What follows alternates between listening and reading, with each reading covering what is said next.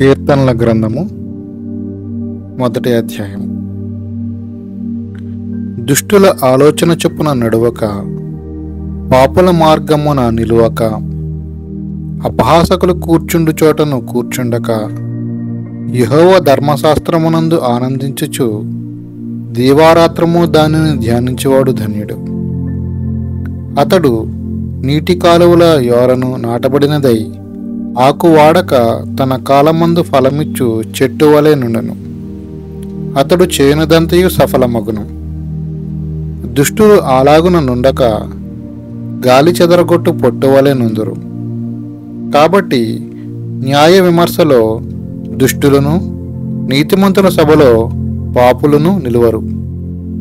నీతిమంతుల మార్గము యెహోవాకు తెలియను, దుష్టుల మార్గము నాశనమునకు నడుపును.